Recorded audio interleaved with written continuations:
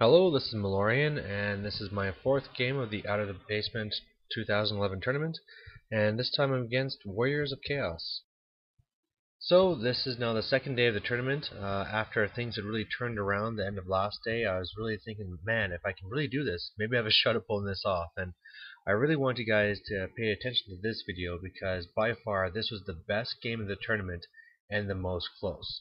So really the way that this one worked is it was a modified watchtower. So the watchtower was there in the center. If you owned it at the end of the game, you didn't uh, automatically win. You just got 750 victory points. The game went 6 turns. However, the units inside, as soon as you went in or at the start of every magic phase, bad things happened to you. And by bad, I mean anywhere from models dying to having stats reduced. So you kind of don't want to be in there, but at the end, I mean, 750 victory points is huge. The guy that was up against Mike, his army was pretty varied and pretty interesting. He has a unit of 18 Chaos Warriors that started in there with halberds. Then on the far left, he has 2 units of 5 knights. Behind them is 4 Chaos Ogres with great weapons and a mark of corn. Behind them is a unit of 8 Marauders with javelins, and in there he has his BSB and also a level 2. That's all he has. He has a Hell Cannon. He has a War Shrine. He has a Marauders with the Mark of Tzinch, in front of them some dogs. Marauders, Mark of Corn, great weapons. Then here on the right, he has like a spawn. He has some Marauders on horseback, more dogs, and I mean, the right flank won't really matter as much. I mean, everything's going to be based on this.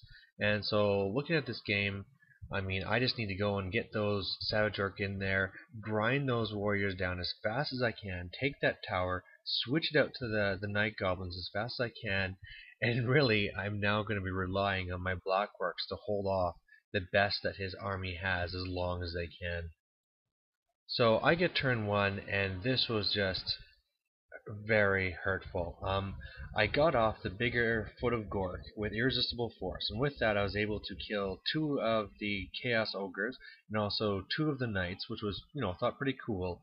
But then when I did my miscast, he has the puppet and changed it to be the one where I did a big blast to myself, and it can kill me. And as you can see here, I killed a good number of my guys, uh, killed off my general, and so right from the get-go, I'm going to have no general and no magic. And it's just, oh, you know, you walk into a game knowing that you need to do well, and it starts off this bad.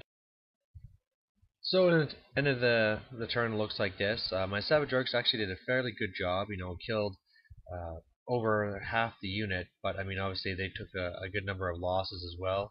They don't have the shrunken head bonus anymore either. And kind of on the left, I'm kind of holding back, and on the right I'm pushing up, but so far all the action is just that Foot of Gork that came down and the big fighting in the tower.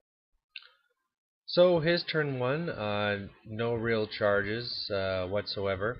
You can't really see him, but he has some knights that are swinging around my flank on the left side. That's the full knights. His spawn is moving up. His one other horseman there are moving up on the right flank. But the main thing that happens in this turn is, okay, I already lost my general and my main caster. Well, now his Hell Cannon goes and hits my bunker. Of course, I lose a few. They fail their panic, and I'll just tell you right now that they're going to run off the board. So, first turn of the game, no general, no magic, no BSB. Have fun, Orcs. So, my turn 2, my River Trolls unfortunately fail Stupidity, so that's no good. My what do you call it? The Squeak Herd on the right had charged his Marauders with flails on the right. They fled, moved over my wolves over there to face the flank of his hounds. And the really cool thing that happened on the left is I don't think he really thought that my Black Orcs would be charging his knights there on the left, and so not wanting me to go off the board, and then all of a sudden him having to go and completely having to be facing the other way when he wants to deal with the watchtower, he just kind of fled with them, and then I passed my test to try and recharge one of his other units and then failed, but I mean, he's just down now 5 knights.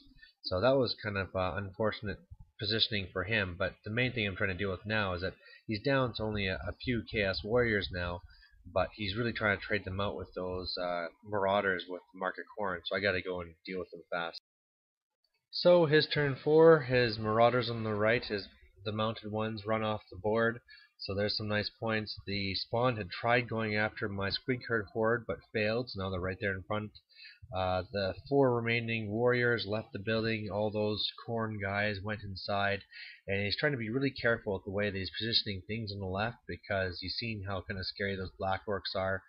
Uh, he's trying to set up with those ogres in front that when I hit them, I'll either have to be charged by everything at once, or if I overrun, I'm going to be taking knights to the flank, and then meanwhile the hounds are there to redirect me. So, you know,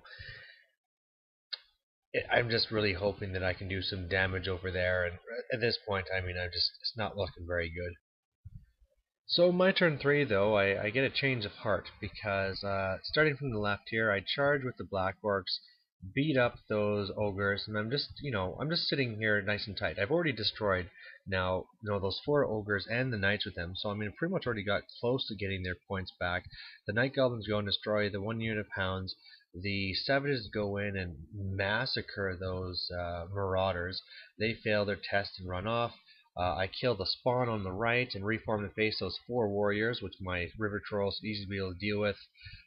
Flank his hounds, which I forgot to move with my wolves, and I mean, they're going to be screwed. And it's like, well, you know what?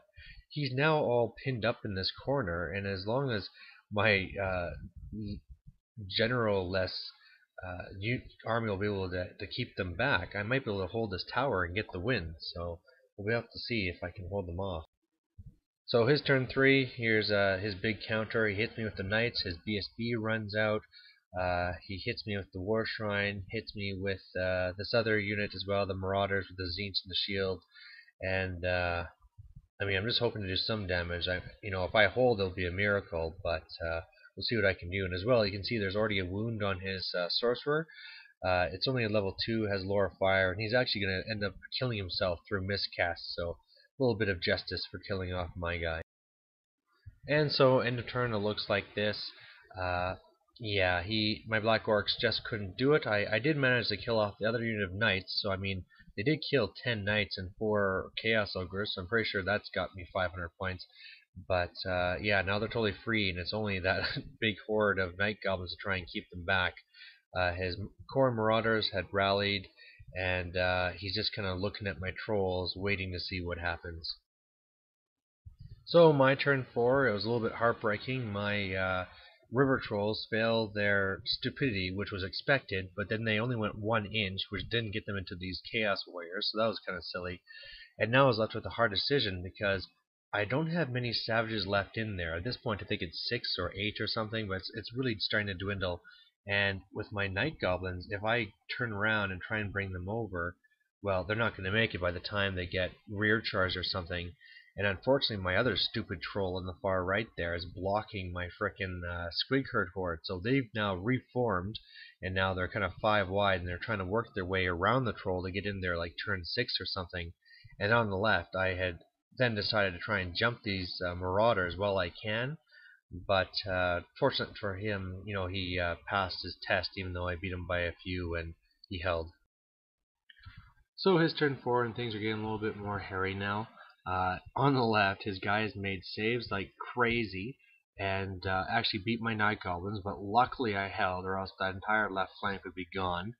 I had moved up my wolves to try and block his marauders, and so he'd have to charge me. And in the end, I decided to gamble. I tried fleeing instead, hoping that he'd fail his leadership 7 and not be able to charge the tower, and I'd be able to keep my points. And I mainly did this because I knew it was going to be really close.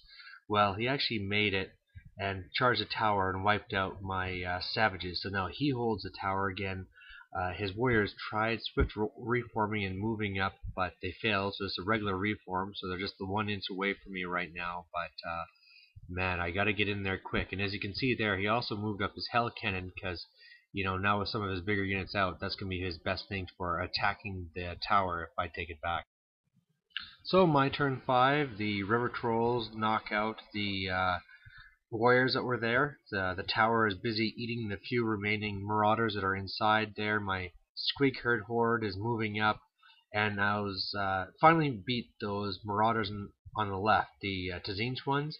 Now I decided not to go and chase them, and the reason was that I didn't know if I'd catch them or not, and then I would definitely be showing my flank to all these units on the left. And the thought was that even if I fled, I'd have to hop over his guys and be off the board. Whereas if I stayed where I was, there was a chance that maybe it was really stupid. It was like maybe I could flee and hop over the building. It was really a stupid choice. I should have gone and tried chasing, but I didn't. So his turn 5, just his War Shrine and his BSB attack my big horde or of 100.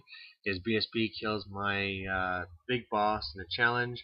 I do 1 wound to the War Shrine, but what does it matter? I lost. I get all run down. He has moved his mounted marauders with javelins off to block my squeaker horde, and yeah, just hoping to hold out. And like I said, it's really getting hairy now.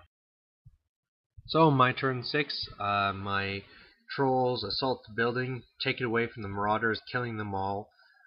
So I now got 5 of them up there or something, and my squeaker horde charged the mounted marauders there, killed them all, so they're all gone, so that's fantastic. But now his only hope is to try and charge it with the hell cannon.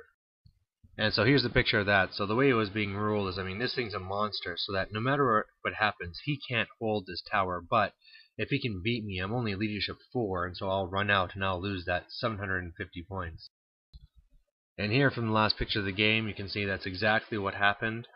He only managed to do like 1 wound to me or whatever it was after the building ate one of my guys, but in return I just could do nothing to him. Failed my leadership 4, which isn't very surprising. Ran out, and there you go. So he doesn't get the points for destroying my trolls or anything, but that was it. So when we added up all the points, turned out there was only a 70-point difference, so a draw. It really just kind of came down to that last rolls there, where if I just would have held that building, I could have got the minor win. But you know what? I actually felt pretty good about it, because for starters, for losing all that I did in that first turn, my general, my magic, my BSB, I was lucky not to get slaughtered. And 2, this was just a great game. His list was very varied, and tons of crazy things happened. And it was just really a really fun game, so hope you guys enjoyed watching it. And just 1 game left, and of course at this point, now that I didn't get a win, my hopes aren't very high for doing very well.